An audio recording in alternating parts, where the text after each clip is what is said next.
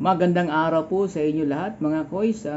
Welcome po dito sa Pinoy Chess Podcast, ang kauna-unahang chess podcast sa Pilipinas. Ako nga pala si Arvina Firimaster Castel at pag-uusapan po natin yung mungkahi ni Magnus Carlsen. Siya po ang itinanghal na GOAT o greatest of all time pagdating ho sa chess. Siya po ay certified GOAT po.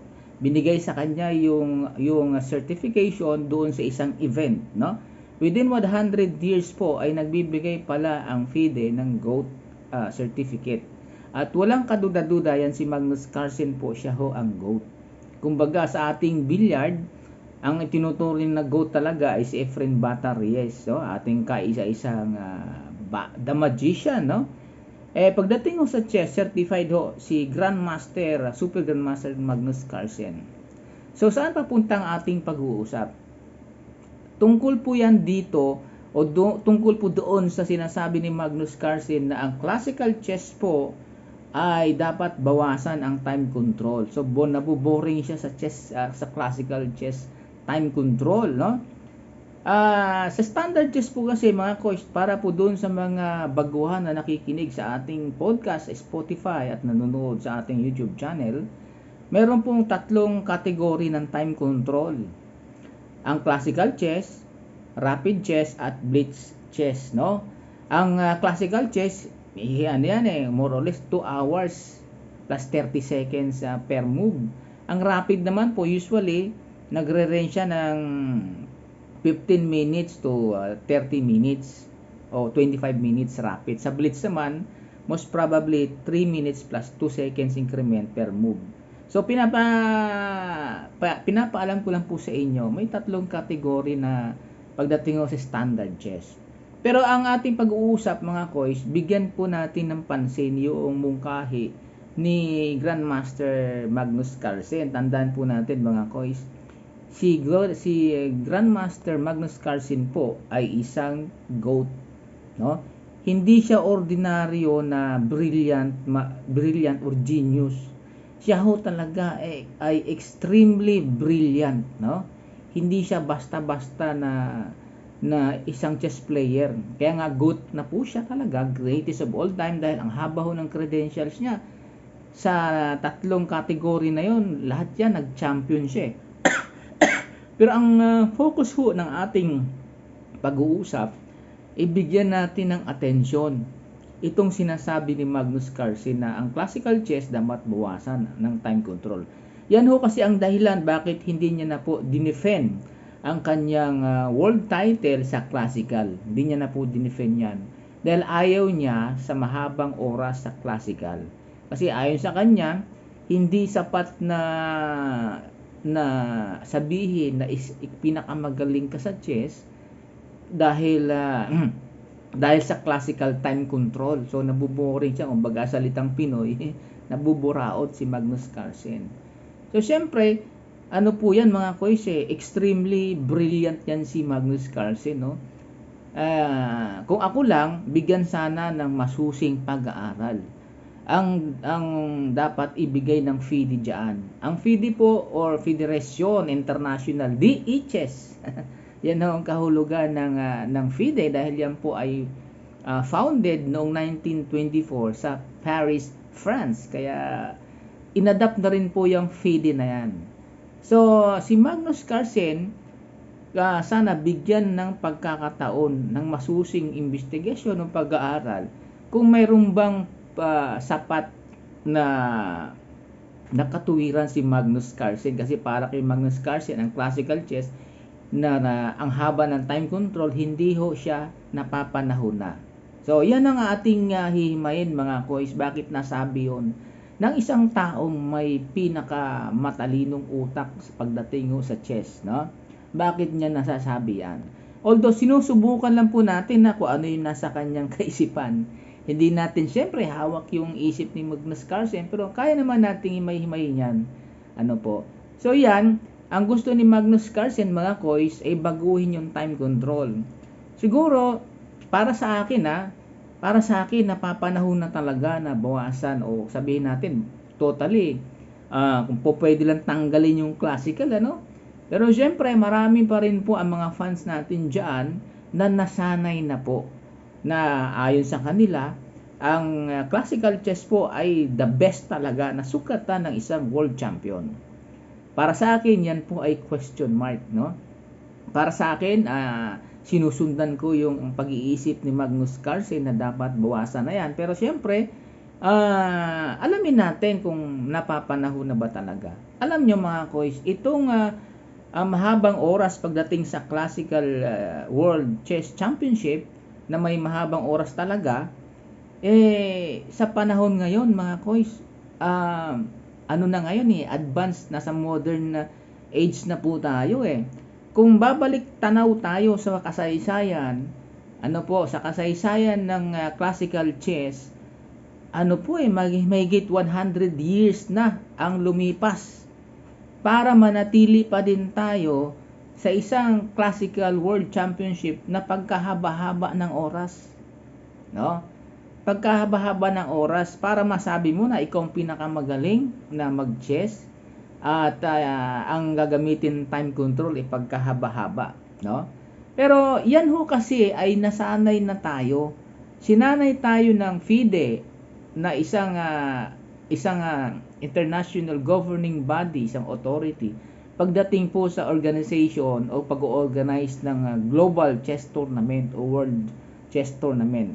Yan po ang FIDE. Sinanay po kasi tayo, 100 years na po mahigit Talagang mahaba ang chess at ang chess time control ho na ibinibigay. At classical talaga siya ang dating. Pero kasi itong FIDE po kasi mga koys, ang kauna-unahan kasi may kinalaman po kasi ang chess clock pagdating ho sa classical world championship. Malaking bagay ho o malaki ang kinalaman ng chess clock. Kasi kung walang chess clock ay aabuti ng araw pag walang chess clock, no? Ang FIDE ho kasi ay founded noong 1924, gaya na sinabi ko nung una. Yan po ay founded sa Paris, France. Pero mga coach, ang kauna-unahan na World Chess Championship na gumamit ng chess clock ay noong 1948.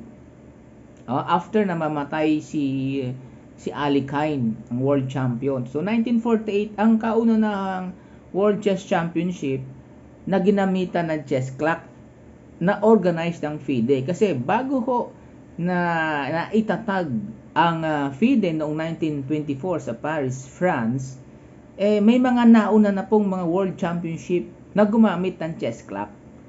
Kagaya ng noong 1894, ang World Championship ni Wilhelm Steinitz versus Emanuel Lasker noong 1894 po.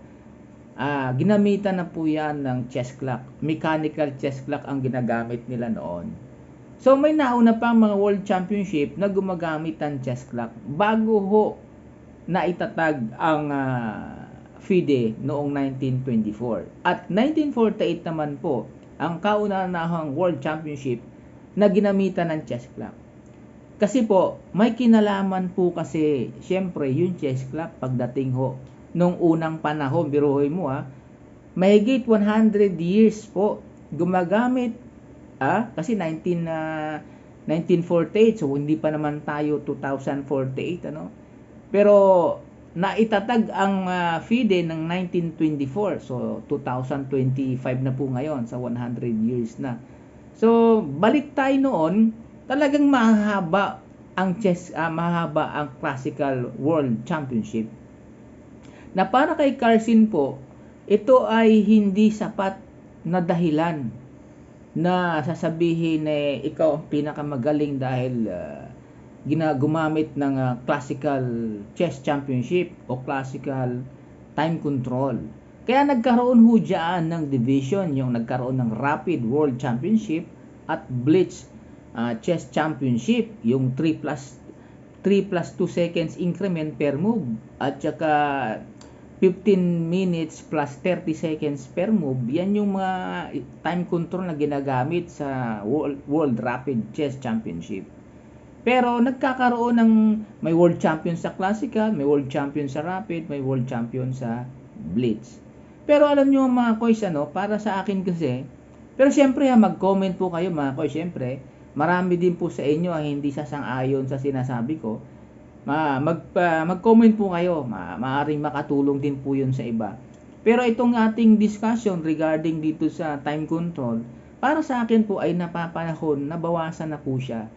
Kasi sabi ni Magnus Carlsen, para sa kanya, gawin itong 30 minutes. Do your own research mga koys. Sinasabi ni dating world champion na isang GOAT, siyempre Magnus Carlsen ng Norway, sinasabi niya bawasan ito, gawin itong 30 minutes. So malapit na po talaga sa rapid time control kasi ang 30 minutes plus 30 seconds per move, no? Considered pa rin po yan na classical chess pero at least nabawasan kasi ang sabi ayon kay Magnus Carlsen, kapag patuloy na gagamit ng mahabang time control, hindi niya i-defend. Ganun na nga ang nangyari, hindi siya pinakinggan ng FIDE. Pero malay natin, baka sa mga ilang taon na lilipas, ay pakinggan siya at bawasan na yung Classical Chess Championship. Kasi hindi na siya talaga napapanahon. Bakit mga koys? Diba? Ilang beses ba ang nagkaroon ng World Championship na ang nagdesisyon ay yung rapid? No? Rapid po ang nagdesisyon kaya tapos yung World Championship. Pero kung babalikan po natin yung panahon ni Kasparov at ni Karpov, 2 beses po sila naglaban sa World Chess Championship Noon pa nga 24 games yan 24 games, puro classical time control. 24 games, kapag hindi mo tinalo ang nakaupong world champion, champion pa rin siya. No? At ganun nga po ang nangyari diyan yung kay Karpov at kay Kasparov. Although natalo si Karpov, tapos nanalo si Kasparov. So yan, 24 games po sila at talagang boring talaga ang nangyari. Kaya kung hindi ako nagkakamali 2 beses yata sila naglaban na tabla. Sa 24 games na yon, tabla Yun po ay mga panahon na hindi pa uso ang internet. Hindi pa rin naglabasan ang mga chess clock na electronic precision talaga siya. Hindi pa naglabasan noon yung gaya ng ginagamit ngayon na very precise po yung chess clock. Ginagamitan po siya ng programming o ng electronic programming, no?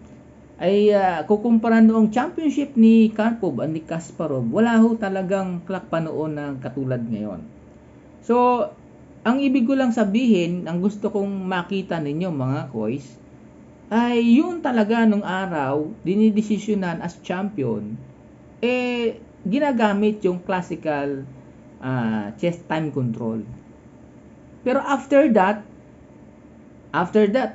noong World Championship, nagkaroon ng regulation Pag nagtabla ang classical, papasok na kayo sa rapid. Diyan na pumapasok yung suggestion ni Magnus Carlsen. Kasi noong naglaban sila kasi syempre tinalo ni Magnus Carlsen si Viswanathan Anand, no? Alam ko doon lang nagkaroon ng talagang pagdating sa classical, tinalo ni Magnus Carlsen si Anand. Hindi na kailangan ng rapid or ng blitz. Pero pagpasok noong china-challenge na po si Magnus Carlsen, no? Ang kanyang challenger po ay si Super Grandmaster Karjakin, no? Sergey Karjakin ang kanyang challenger. Alam niyo mga koys, no? Natapos ang World Championship, tawag dito, nabubulol ako mga koys dinesisyonan, ang hirap itagalog Sa classical, tabla sila ni Karjakin kasi una, nanalo si Karjakin sa classical, din binawian ni Magnus sa classical. Natapos yung classical, tabla sila ng score. Ano nangyari? Sa rapid po sila naglaban. At doon nagkaroon ng desisyon kung sino ang world champion. Okay? At hindi lang yan. Pagdating kay Fabiano Caruana ng Amerika, tabla din po sila all throughout 12 games na classical. Nagkaroon lang ng desisyon pagdating sa rapid, nanalo si Magnus Carlsen doon. At yun nga, yung pagpasok ni Ian Nepomniachtchi, no? Hindi na po umabot yan ng rapid. So classical na siya. Tinalo pa rin ni Magnus Carlsen si Ian Nepomniachtchi na challenger din po ng isang Russian. Kababayan po siya ni Sergey Karjakin, isang super grandmaster na isa ding humawak sa world record na isa sa pinakabatang grandmaster sa buong mundo. Ayan si Sergey Karjakin. So, kung babalikan po natin yung mga panukala ni Magnus Carlsen, mukha siyang napapanahon. Mukha siyang napapanahon para ma-determine talaga. Pag world champion ka, dapat mabilis kang mag-isip, no? Sa mga complex position, mabilis ka mag-analyze, magaling kang mag-isip ng tactics, magaling kang magplano. So, nandun yung time pressure. So, gustong alisin ni Magnus Carlsen yung classical chess kasi syempre, pag nag-iisip ka sa classical, talagang mahaba eh. Hindi siya deserve kung tawagin na sports. Alam nyo naman sa sports mga koys, di ba? Sa boxing, sports siya. So, may pressure yon.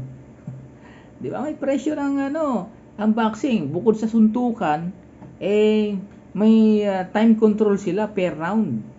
Kahit sa sports po, nagkakaroon talaga ng pressure. Mapatenis 'yan. Mayroon din pong pressure na nangyayari. So, sabi nila, 'yon ang tunay na sports. Kung gusto natin gawing sports talaga ang chess, bawasan natin yung classical. Paikliin natin ang oras para talaga doon masusubok kung ikaw ay mabilis mag-isip, mag-analyze, no?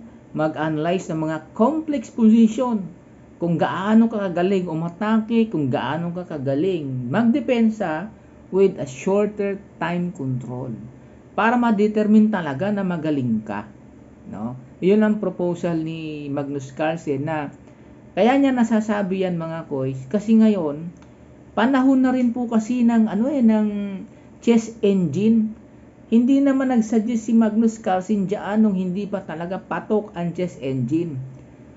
Ngayon, pumatok na ho yung chess engine, halos lahat ng mga grandmaster na halos kalibel ni Magnus Carlsen mga koys, kabisado ang mga main lines ng lahat ng klase ng opening. No? Halos kalibel ng kanyang utak. Matatalino rin po yung mga nakakalaban ni Magnus Carlsen eh. So halos halos masasabi natin wala ka na, hindi ka na pwedeng gumamit ng main lines eh, sabi ni Magnus Carlsen. Totoo naman po yan mga koys eh. No? Sa panahon ng mga may chess engine na halos tabla-tabla, si Magnus Carlsen lang naman talaga, si Ian Nepomniachtchi lang naman ang tinambakan sa standard chess mga koys. So, para sa akin, nasabi ni Magnus Carlsen yun, dahil nagsulputan na yung mga chess engine. So, pagdating sa classical time control, World Championship, pag yan pa rin ang gagamitin, hindi madalas nagkakatalo. Hindi nagkakatalo. So, kadalasan yung decision nasa rapid. Pag tumabla sa rapid, sa blitz. So, para wala nang ganun, no? Wala nang very lengthy, masyadong mahaba na puro draw. Boring, kumbaga. Alisin na yung dating time control sa classical. Paikliin. Kasi panahon na ng chess engine ngayon, so masyado nang familiar ang mga super grandmaster. Para masukat talaga at maituring na sports ang chess, no? Paikliin ang time control ng classical chess. Kaya po, ganyan yung panukala ni GOAT former world chess champion na si Magnus Carlsen ng Norway. Yan lang po sana mga koys, hanggang dito na lang po tayo at sana po mag-comment po kayo diyan sa ating YouTube channel at mag-comment din po kayo sa ating Spotify kung po pwedeng mag-comment doon. Alam ko pwedeng mag-comment din sa Spotify, mapakinggan ho tayo sa Spotify. At sana mga koys, wag po niyo makalimot, wag po sana niyo kalimutan mag-subscribe naman po kayo at i-like nyo ang aking channel at i-hit nyo po ang notification button. At paki-share na lang kung maaari lalo na sa mga chess players diyan sa Cavite, no, sa Dasmariñas, diyan sa Bacoor, sa Imus, sa General Trias, no, mga nakakilala sa akin. Sana pa-subscribe naman po kasi wala pang kukunti pa lang aking subscriber. Sana tulungan po natin ang aking Pinoy Chess Podcast, ang kauna-unahang chess podcast sa Pilipinas. Magandang araw po sa inyong lahat at maraming salamat po. Ingat po kayo.